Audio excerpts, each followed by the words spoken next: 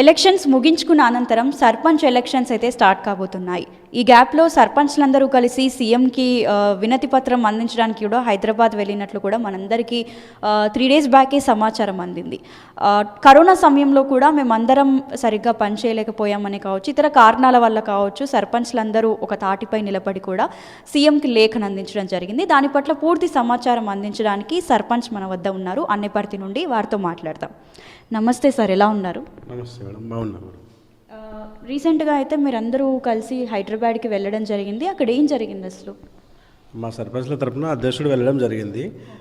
Covid కారణంగా గత last 5 yearsలో 2 years Covid వెళ్ళడం వల్ల అభివృద్ధి అనేది కొంచెం కంపారిటివ్లీ ఫండ్స్ దాని కోవిడ్ పైన ఖర్చు పెట్టడంతో జరిగింది. దానివల్ల కొద్దిగా పీరియడ్ ఎక్స్టెన్షన్ చేస్తే మంచిగా ఉందని వెళ్ళి రిక్వెస్ట్ చేయడం జరిగింది ముఖ్యమంత్రి గారిని. రేవంత్ రెడ్డి గారు, సీఎం రేవంత్ రెడ్డి గారు ఏ విధంగా స్పందించారు? రేవంత్ రెడ్డి గారు వాళ్ళతో మాట్లాడి సానుకూలంగా స్పందించినారు.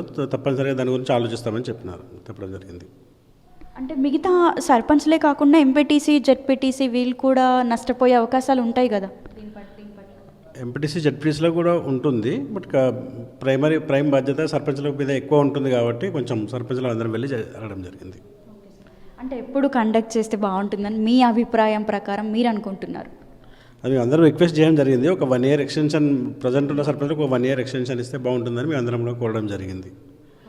గత 5 yearsగా కూడా మేము చేసిన డెవలప్మెంట్ యాక్టివిటీస్ అన్నీ కూడా, సో ఆబ్వియస్లీ కోవిడ్ వల్ల చాలా వరకు ఫండ్స్ అన్నీ దాని వల్ల కొన్ని డెవలప్మెంట్ అనుకున్నా కానీ వర్క్స్ ఇంకొన్ని పెండింగ్లో ఉన్నాయి, చేయలేకపోవడం అనేది జరిగింది. సో ఇంకొక 1 year కనుక ఎక్స్టెన్షన్ ఇస్తే ఇంకొన్ని అభివృద్ధి పనులు కొత్త గవర్నమెంట్లో కూడా అభివృద్ధి పనులు చేసే అవకాశం మాకు దొరుకుతుందని మేము ఆశిస్తున్నాం. అంటే ఇంతకు ముందు ప్రభుత్వాలలో ఇలా ఎప్పుడైనా జరిగిందా, అంటే ఎక్స్టెన్షన్ కోరినట్లు? స్పెషల్ ఆఫీస్ పాలనలో అయితే జరిగింది. సర్పంచ్లకు ఎక్స్టెన్షన్ ఇచ్చినట్లు ఎప్పుడు గతంలో దృష్టికి ఏం లేదు. ఒకవేళ ఎక్స్టెన్షన్ ఇచ్చినట్లయితే సిచ్యువేషన్ ఎలా ఉండబోతుంది కాంగ్రెస్ ప్రభుత్వంలో? గవర్నమెంట్ ఎట్లా డెసిషన్ తీసుకుంటుందని తెలియదు. అంటే సర్పంచ్లతోనే చేస్తుందా లేకుంటే స్పెషల్ ఆఫీసర్తోనే చేస్తుందా అనేది ఐడియా లేదు. సో సర్పంచ్లకు ఇస్తే కనుక మాత్రం ఇంకొక 1 year కొత్త ప్రభుత్వం, కొత్త ఆలోచనలు ఉంటాయి. ఆబ్వియస్లీ కొత్త ఆలోచనలు ఉంటాయి కాబట్టి మాకు కూడా దాంట్లో పాల్పంచుకునే అవకాశం దొరుకుతుందని మేము అనుకుంటున్నాం. అంటే సార్, ఇప్పుడు ఎక్స్టెన్షన్ ఇచ్చినా కూడా మీరు సర్పంచ్ల కిందకి వస్తారా? 1 year వరకు అదర్ ఆఫీసర్స్తో చేయించుకుంటారు అంటున్నారు కదా? సర్పంచ్లకు ఎక్స్టెన్షన్ ఇస్తేనే సర్పంచ్ లాగానే ఉంటుంది.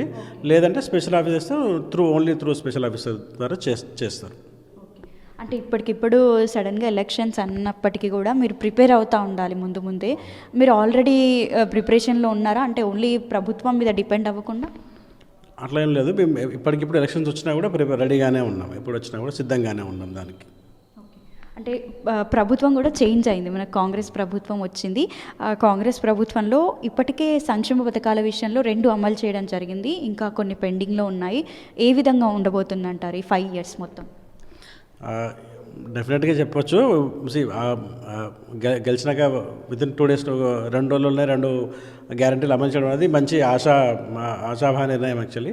బట్ నెక్స్ట్ 5 years, వచ్చే 5 years కూడా ఉన్న పథకాలు అవన్నీ కూడా గవర్నమెంట్ కూడా ఛాలెంజింగ్ ఉంటుంది. బట్ రేవంత్ రెడ్డి గారు అవన్నీ కూడా ఇంప్లిమెంట్ చేస్తారని, కొత్తగా ఎమ్మెల్యేల సర్దుల అందరూ ఆధ్వర్యంలో ఇంప్లిమెంట్ చేస్తారని మా అందరి ఆశాభావం. Okay sir, thank you very much sir.